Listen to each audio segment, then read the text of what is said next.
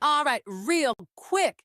If you've ever yelled at your phone like, man, why nobody ever talks about this?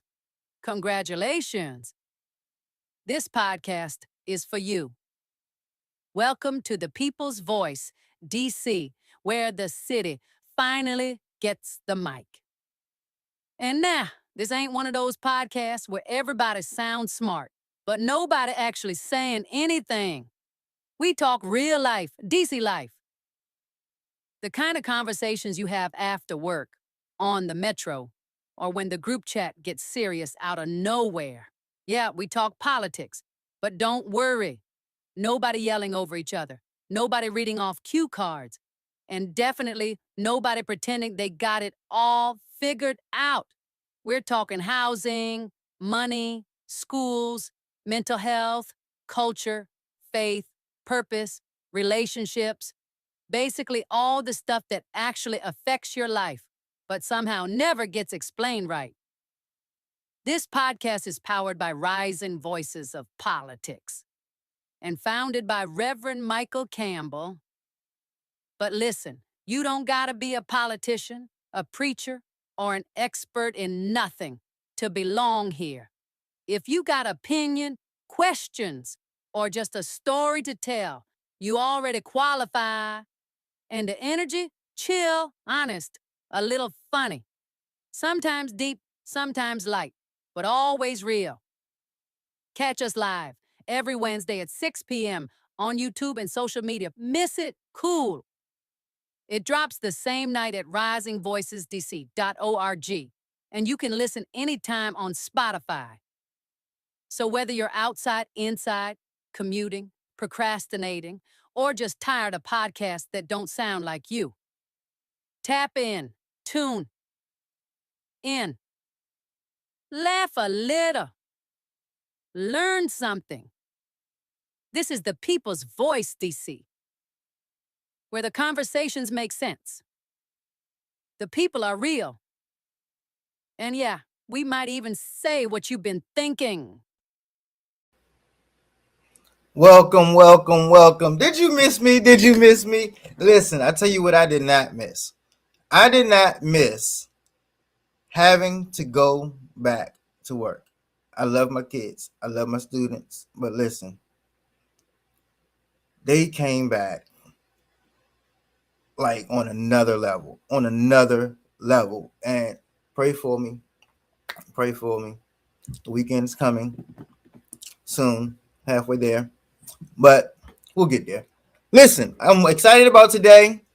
We have our wonderful guest, counsel at large candidate, Mrs. Candace, Tiana Nelson. I'm very, very, very excited about this conversation.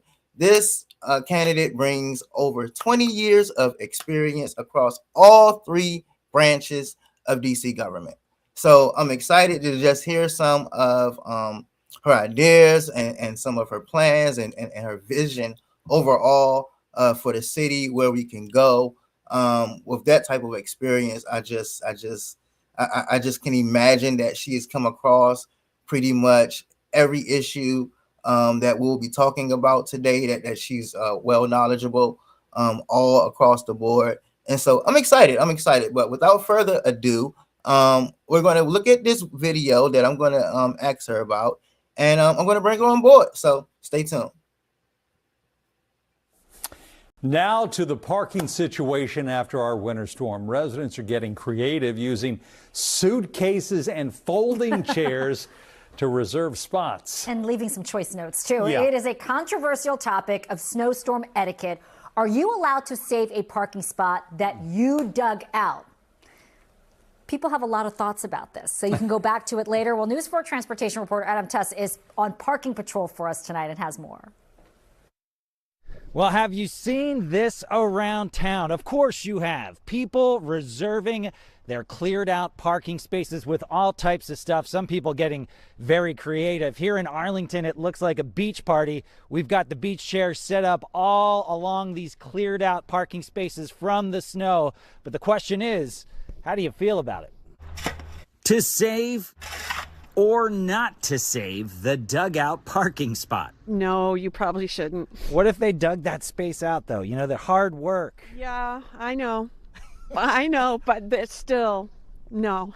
Neighborhood listservs from Maryland to D.C. to Virginia have been very active about this topic, and some people do deserve credit for being creative with the device used to save the spot.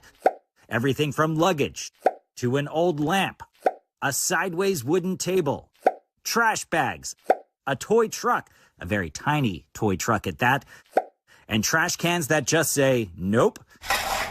Arlington resident Matthew, digging out himself, says what this all really boils down to is respect, and he's okay with certain people saving spots. I don't think it's a big issue. Normally, like my wife and I talked about it, if you normally parked in the parking lot, we don't mind. But if you're like somebody new that maybe lived down the street or whatever, then we kind of take like offense to it. One resident tugging at emotions with a note left on a chair saying, "We worked hard to clear this space. Please save for me and my baby when we return. Thank you."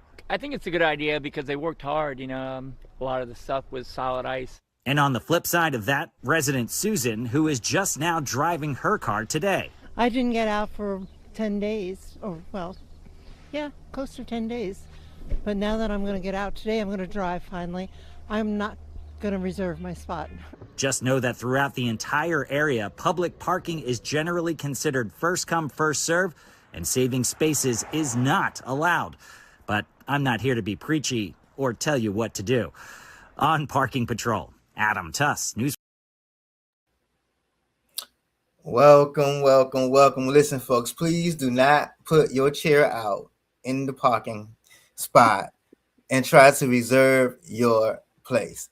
But I did want to ask, how do you feel our city has responded to this snowstorm, which resulted in so much ice?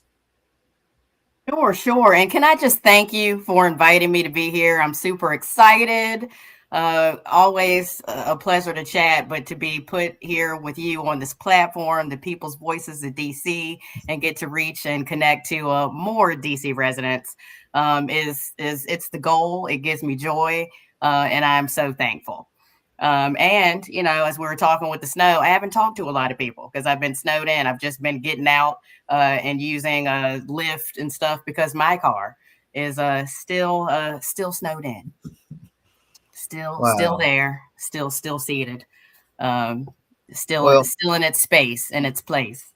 Yeah. So you want me to talk a little bit about my thoughts on our responses to the snow, the good weather? I think that this has been a struggle. We have struggled through this. And I think that communication was lacking, and communication is key. It was disappointing to see the response from the government just as it pertains to communication alone.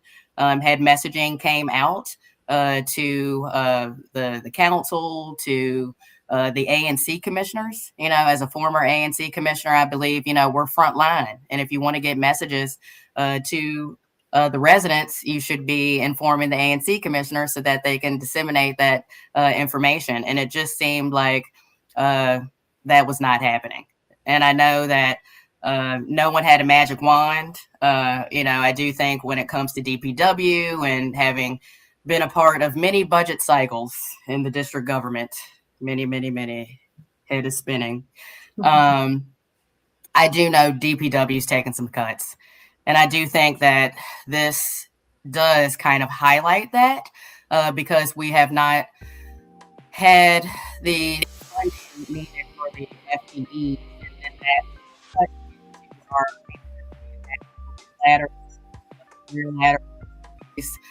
positions. And instead, with the funding cuts came the contractors that are riding around in Waze app, don't know what quadrants they're in. And they just don't have the equipment that's needed. Now, mind you, I know Mother Nature, the good Lord above, I'm not, going to argue against the reason why it was the snow and then the sleet and then the snow again to give us what we have out now. I went to an event last night. I could have came in and introduced myself as Jane Brown. I was sliding around, slipping and sliding on that ice to try to get through. And it is clear when you go to different neighborhoods and different spaces, some people have had more help, maybe because they have help from a management, property management, or something like that. But for folks who don't have that help and they're responsible for shoveling out the sidewalks and stuff in front of their houses, it has definitely been a struggle. It has been a struggle. So I agree. And my prayers go out, especially to our seniors. Yes. I have an 85-year-old grandfather who lives in Ward 1, who usually walks right up 14th Street to the Giant almost every morning at a Target.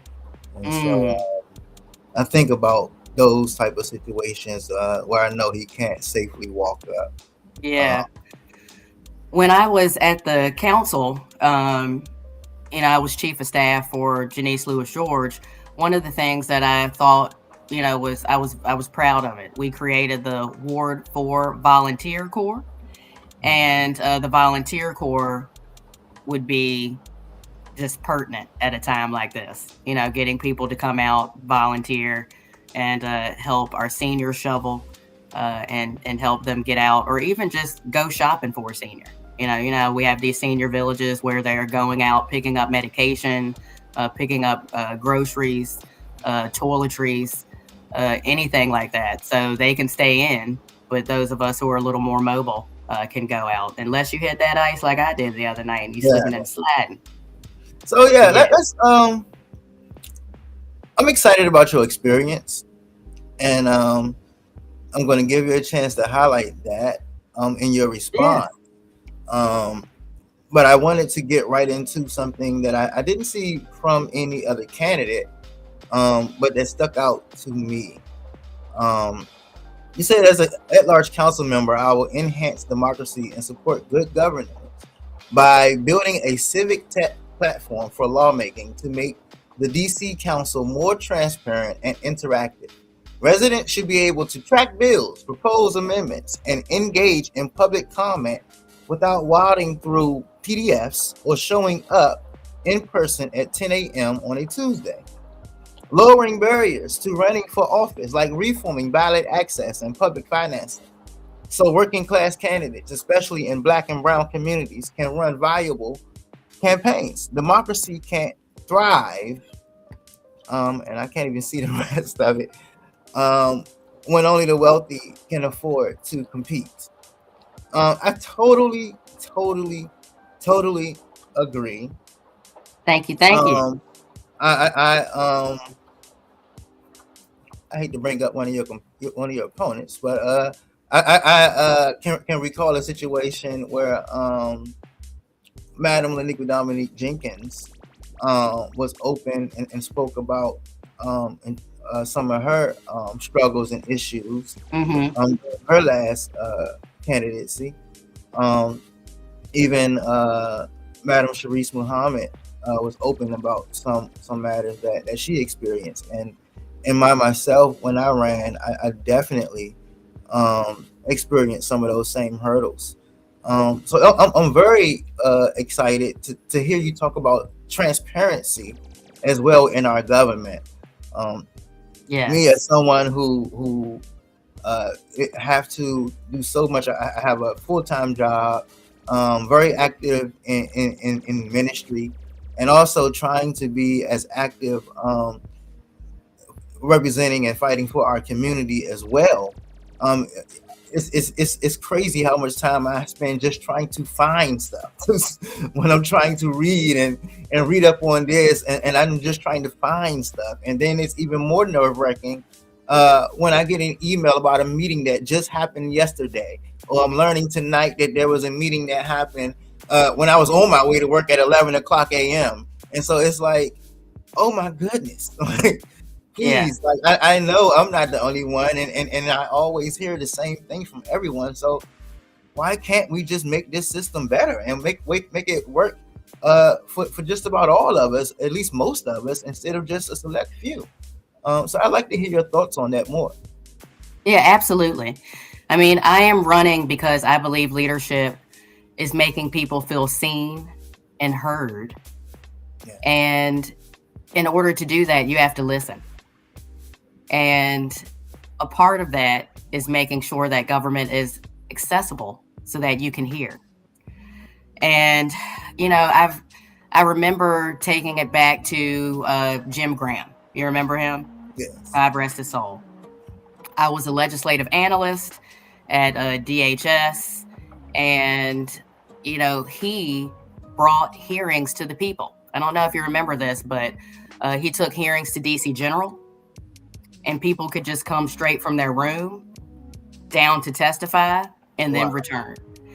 And I would love to utilize our technology in doing that, taking hearings out to the people to make it easier for us to hear from them, but also extending the hours in which we have our hearings. And I don't mean, you know, going back to like the marathon hearings, not taking a break between public witnesses and government witnesses.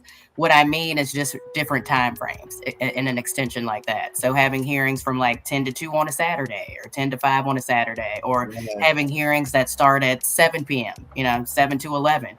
Just, you know, it doesn't matter that they're virtual because people are still struggling to make it even virtually, given the time frames that, you know, the hearings are held. So if we extend that and open up our hearings and holding them in different time frames, we're taking the government to the people by making it more accessible so that we can hear from them. You know, listening is a part of leadership. And I do believe that it's probably the most important part, right? Yeah. You cannot sound like the people you're representing if you are not listening to the people that you represent. I grew up in a space and a place. If you've talked to me before, but for some of the listeners out there, if you hear a twang falling out from time to time, it's because I grew up in Winchester, Virginia, on the side of a mountain. I went to an elementary school called Apple Pie Ridge Elementary. You know, sweet name, sour experience. I often felt invisible, unheard. Like I woke up and had an invisible smoothie in the morning for breakfast. There were not people who represented me that looked like me or that shared my values. And so that is what shaped me being the advocate that I am today, making sure that in any role I've served, the people were at the forefront of my mind so I could amplify their voices. And it was very clear to me that it just was a burning fire like in my belly, that when I started to feel that I was not seen or heard here in the district, that I wanted to step up and serve in a new way. Wow. I love that. I love that. And just moving right with that theme of fighting for the people. You're talking about fighting for a living wage. Yes. And that to me is very important. I have been calling for our minimum wage to be outright just lifted. And I don't think that this system is keeping up with the expenses that our constituents are facing on a daily basis. And so you said that you will fight for a living wage for all. Everyone with a full-time job should be able to afford to live, raise a family, and thrive in our city. I fully support the creation of the Labor Advisory Council and believe it will be instrumental in helping the mayor and the council propel the city toward a living wage for all. And like I really want to know what motivates you behind this. Number one, just to hear your heart behind it, and I also want to Absolutely. hear more about how you plan to do that. Absolutely. I am from a working class family. My father worked 12-hour shifts at Rubbermaid after retiring from the military. And my mother worked full time at the hospital while she was getting her her bachelor's and master's degree in nursing. And she was a member of the union. And she would come to DC with her union members and testify before Congress. And so having that in my background, seeing my parents, you know, their work ethic, their advocacy, especially through my mom, through labor. I was a member of the union. Shout out to AFSCME Local 1000 when I was at Department of Employment Services. And at Employment Services, I actually was in the union and in management. So I got to sit on both sides of the table. I got to facilitate meetings for the Labor Management Committee. And I say that in every agency that has unionized members, has a union, it should be mandatory that they have regular Labor Management Committee meetings. A lot of things can be solved there. If you just are regularly meeting, keeping conversation open. As you showed in your screenshot there from my website, where labor is, Labor Council should be. That Labor Council we should be governing together. They shouldn't be treated as this outside organization. Oh, no. No, they need to be at the table. And to do so, I think it would be great to have a council, the Labor Advisory Council, that is advising the mayor, advising the council.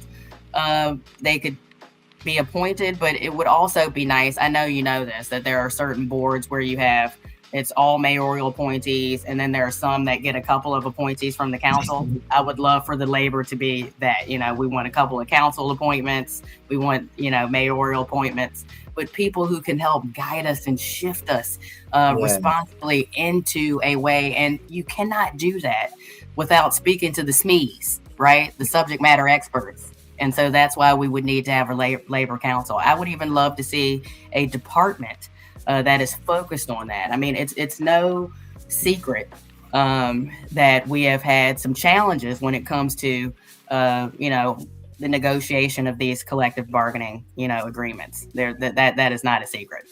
And so, shout out to our teachers. Yes, exactly. That's the biggest, example that's right in the forefront of our minds, right? Like, it should not take that long.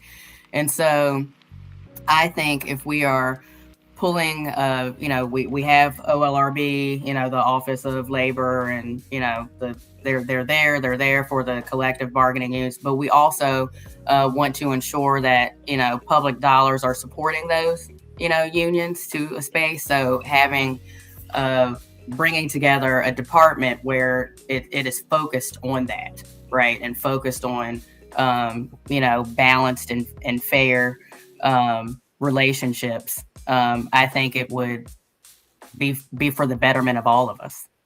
Totally agree. So we got about a few minutes left. I definitely want to cover two more topics: our education and our housing. Yes. And I definitely just shouted out our teachers union and yes. and praying for all they've had to endure over these past few years that they should not have had to endure. But we're going to take a quick break. I got a video that I wanted to see about our schools. I want to hear your reaction to this video. We're going to talk about education, and then we're going to jump right into housing. Okay. Now, a story you're seeing first on WUSA 9. School isn't always easy for our children, but getting there shouldn't be stressful. Some students in our area spend hours every week commuting across town.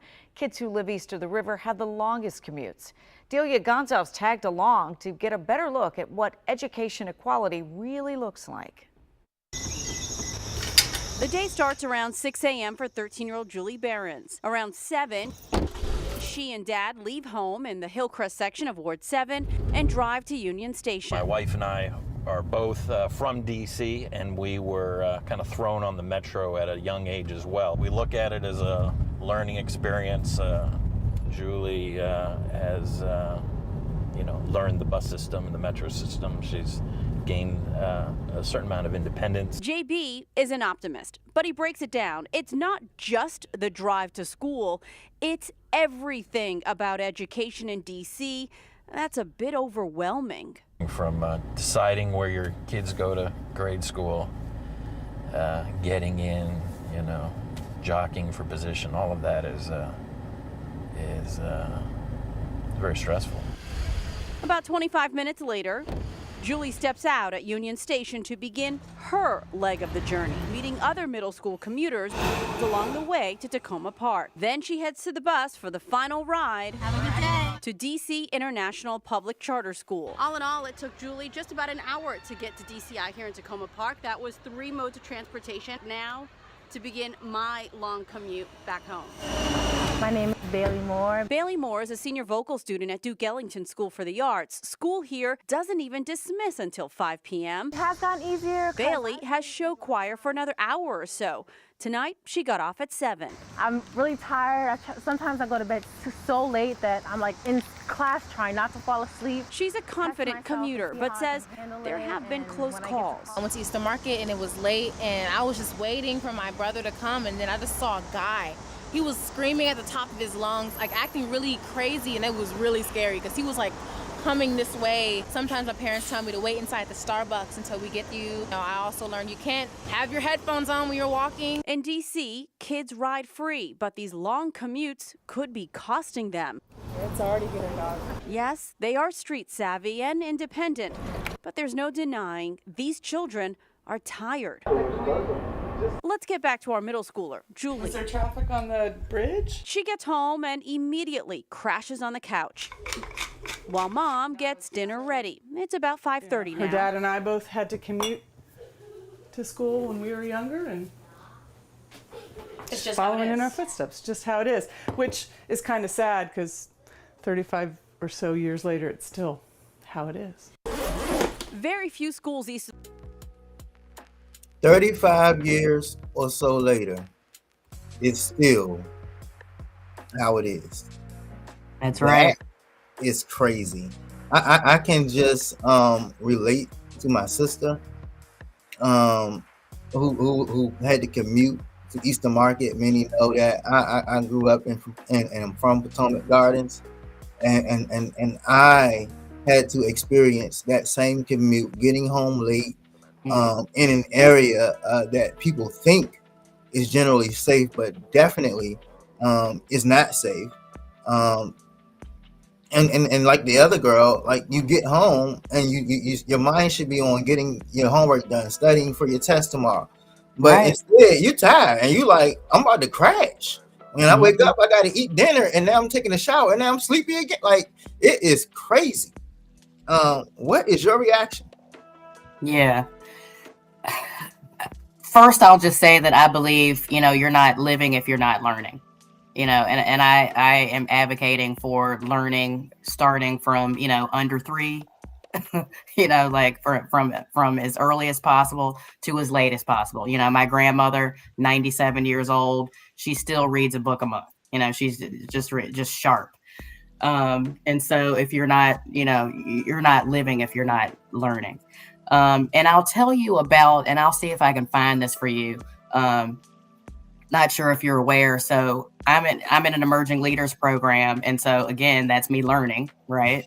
And, I'm always taking a class or something. But in this program, they told us about a study that the DC Policy Center did with OSSI. Have you heard about this? No, I haven't. We're gonna stay connected, right? Yeah. But it was fascinating. So in this study, they reached out to the parents, teachers, and kids, and they're showing us these percentages, and they're talking about just this. So it's timely. They're talking about like transportation, commutes to school. Wow. And me, I'm an analyst, right? Analyst by heart, started my career off, as an analyst. And so I'm asking all the questions, and in my mind, I'm thinking in KPIs and trying to figure out, what's going on, just letting my wonk flag wave. And I'm like, okay, wait a second. How long are these commutes? Where are they coming from? What school? Like all of this, right? So it's fascinating because like the parents had these high percentage, like, 60 some percent, like, yes, the commute is safe. This, everybody's fine, that kind of, and then you get to the teachers and they're like, yeah, felt pretty safe or whatever. You get to the students and it was lower, because I was like, okay, so clearly they don't feel that safe. And so now I'm curious to see, and it was interesting how they shaped the questions as well. Cause they were like, at school, do you, feel like there's an opportunity for violence, or do you feel, because I guess they just didn't want to come out and be like, are you scared at school? So it's interesting how they were like shaping the questions too, like violence, is it around you? That kind of thing. Wow. And so it was insane, and I was like, are these kids in the same families as the parents? Because it would be insane if the parents are like up here and the kids are down here and they're in the same household. Because like you said, in the experience, your sister, like the, long commutes to school, you're also going through different pockets in the city that have different safety levels. Yeah, that's real. When I was president of the Ward 4 Democrats, we had an education committee, and I went out with them, and we followed students that were, graduating, coming out of 5th grade, going into... Wait a minute. I just got to pause and highlight something for the people to hear. This was the Ward 4 Democrats who felt it necessary and important to have an education committee. Oh, absolutely. This is Ward 4 Democrats. However, our council still does not feel it's important, and it should not be a priority to have something solely committed to education. But that's right. I agree with you. I want to see the education committee return. I mean, I really do. I've heard the argument that people are like, oh, well, if it's in the committee of the whole, that means everybody's focused on it. It still needs its own. It needs its own committee. It needs its own special place, and especially for hearings and no, it needs to be its own committee. I agree with you on that. I was telling the story about when Ward 4 Dems president, set up an education committee. We decide we're going to go on a commute with the kids who are graduating from the Brightwood Education Campus and then going to Ida B. Wells. Right. So we're mapping out their new commute paths, right? New journey to school. And I'm riding with them, we're taking the bus, we're getting off, but when we were walking to the bus stop, we're right down at Georgia and Missouri, there's needles. And mind you, like, you might be graduating from 5th grade, but I know I'm still curious, and I was definitely curious in 5th grade. Right. And you don't know if they have the maturity to, just to not touch the needle or anything. So that scared me. So I'm immediately like, beep, boop, bop, boop, like on the phone, calling. At the time, we had a deputy mayor for operations and infrastructure, DEMWA. That office was existing. And it actually got elevated to that office because when I called DSLBD and was like, are the main streets in charge of cleaning up these bus stops? When I called DDOT, when I called DPW, I was calling around, and it was like volleyball. Everybody was going back and forth like, no, it's not us, it's so-and-so. No, it's not us, it's so-and-so. And I'm like, who is responsible for cleaning up the bus? Because I need these needles gone, y'all. Right. And so I got a call back, a shout out to the former, deputy mayor, Lucinda Babers. She called back directly and was like, Madam President, we will look into this, and we will coordinate. I miss her. I miss that office, because that's good governance, coordinating, and she had all of those agencies in line. But just simple things like that. If people have not, I encourage you, tag along, just like the news reporter did, and go on some of these commutes so that you can see what the kids are seeing. For sure. Yeah, for sure. So before you leave, I do got one more reaction. So I told you I was chatty, Yeah. I love it. I think we let's do this again. We can chat some more. So I got one more reaction from you. And then we're gonna let you go. Here we go, right here. This building behind me has been praised by DC Mayor Muriel Bowser as a successful part of her fight against homelessness. It's called the Ethel, named after Ethel Kennedy, a longtime advocate for social causes in DC's neglected neighborhoods. Formerly homeless residents live here, mostly rent-free. But our investigation found that they're not the only ones who benefited. City officials sold the developers the land underneath this building for $10 and a promise that they would build affordable housing on it. Records show that the developers later sold the land for $7.1 million in a complicated transaction that still allowed the building to be built here. They're getting paid this money in part from city rental vouchers meant to benefit the people who live here. The financial details of the land sale and other aspects of the deal get pretty complicated. But in short, we found that the developers stand to collect millions of dollars on top of an $8 million developer fee that experts say should alone have compensated them for their work. This money comes from subsidies approved by city officials. 3 experts who looked over the building's finances for us questioned whether the district is doing enough to avoid overpaying developers. All of them said the developer's sale of the land appears highly unusual. One expert told me that taxpayers are, in his words, getting screwed. One of the taxpayers are getting screwed. Yeah. Those are the facts according to, and shout out to all of our news contributors here on the People's Voice. We had clips from the Washington Post, NBC News, Channel 4, and so we definitely thank those and credit those news reports to those people. But what are your thoughts about housing? This is just one of many of examples of what we feel like is just being a disgrace. We have a mayoral candidate, Council Member Janice Lewis George, who is championing social housing, as have the rising voices of politics. But what are your thoughts? Housing is a human right. And for me, you've touched all the areas that I care about the most, because I want, accessible, affordable, and quality education, healthcare, housing.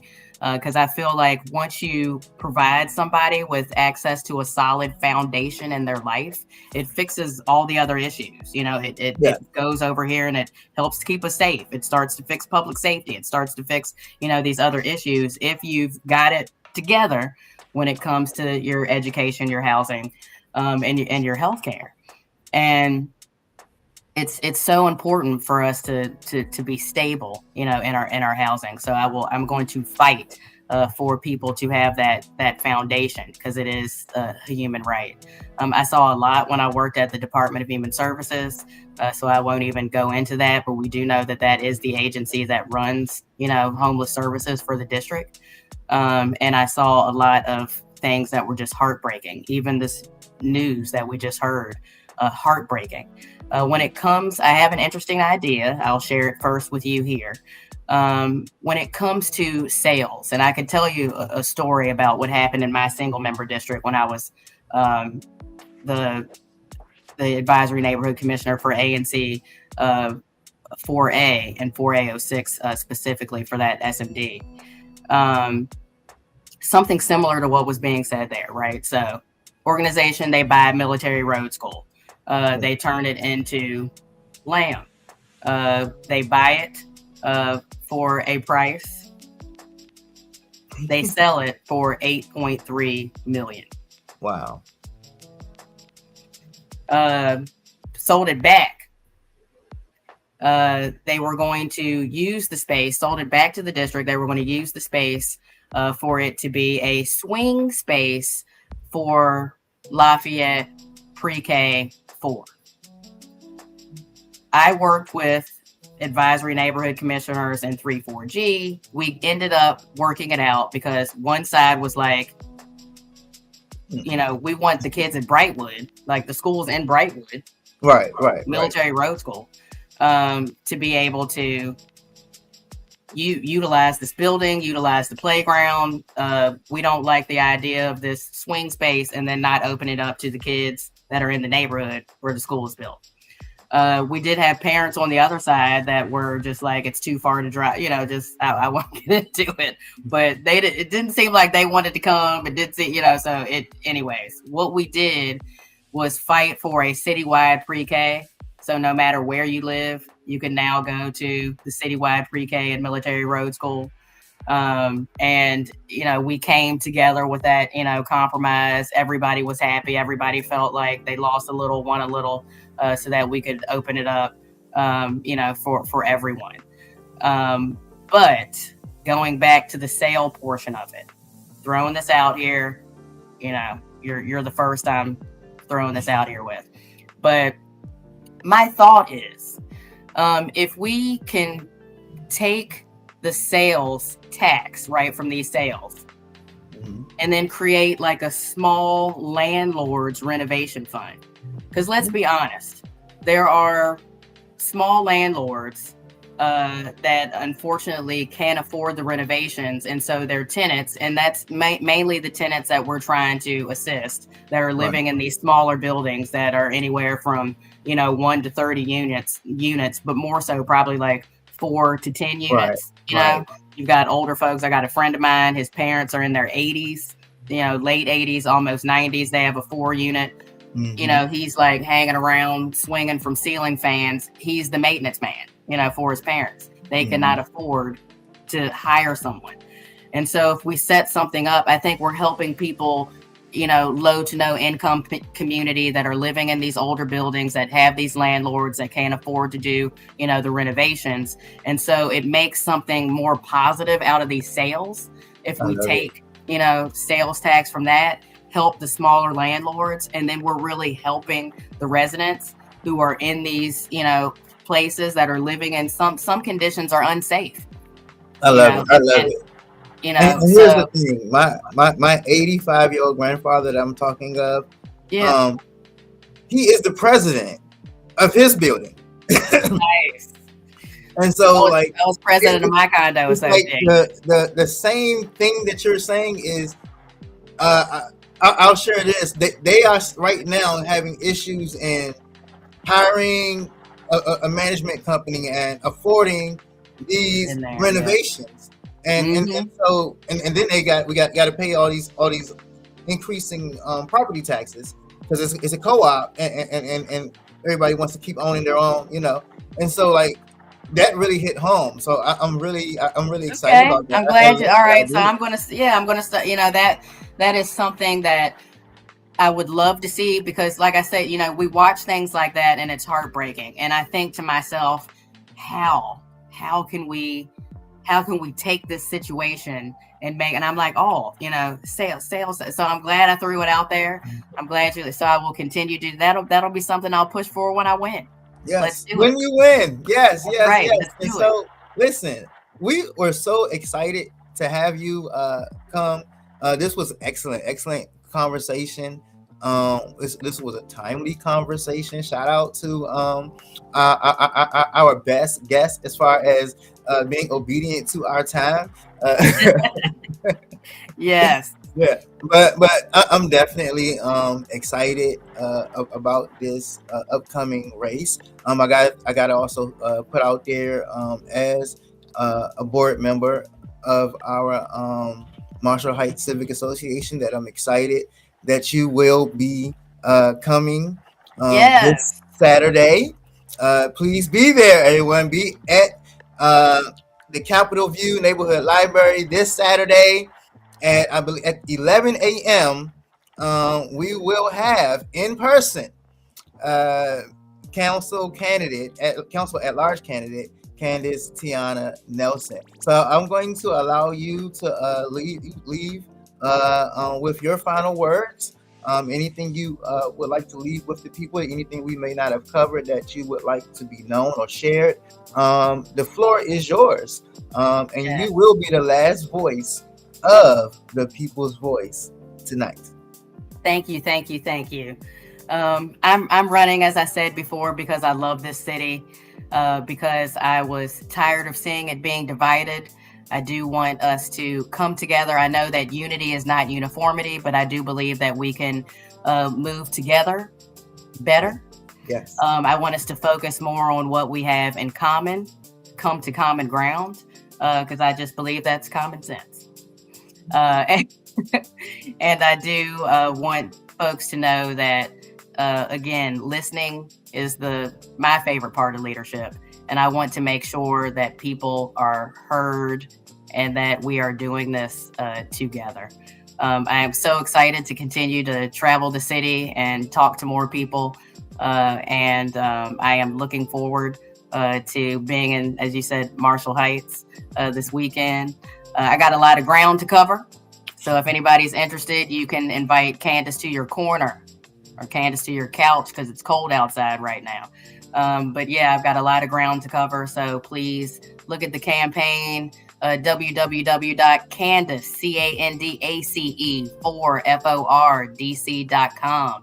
The platform, a lot of the things that Pastor Mike was talking about today, it's right there on the website. You can connect, you can volunteer. Let's do it. All right, real quick. If you've ever yelled at your phone like, man, why nobody ever talks about this? Congratulations. This podcast is for you. Welcome to the People's Voice, DC, where the city finally gets the mic. And nah, this ain't one of those podcasts where everybody sounds smart, but nobody actually saying anything. We talk real life, DC life. The kind of conversations you have after work, on the metro, or when the group chat gets serious out of nowhere. Yeah, we talk politics, but don't worry. Nobody yelling over each other. Nobody reading off cue cards. And definitely nobody pretending they got it all figured out. We're talking housing, money, schools, mental health, culture, faith, purpose, relationships. Basically all the stuff that actually affects your life, but somehow never gets explained right. This podcast is powered by Rising Voices of Politics and founded by Reverend Michael Campbell. But listen, you don't gotta be a politician, a preacher, or an expert in nothing to belong here. If you got opinion, questions, or just a story to tell, you already qualify. And the energy, chill, honest, a little funny. Sometimes deep, sometimes light, but always real. Catch us live every Wednesday at 6 p.m. on YouTube and social media. Miss it? Cool. It drops the same night at risingvoicesdc.org, and you can listen anytime on Spotify. So whether you're outside, inside, commuting, procrastinating, or just tired of podcasts that don't sound like you, tap in, tune in, laugh a little, learn something. This is the People's Voice, DC, where the conversations make sense. The people are real. And yeah, we might even say what you've been thinking.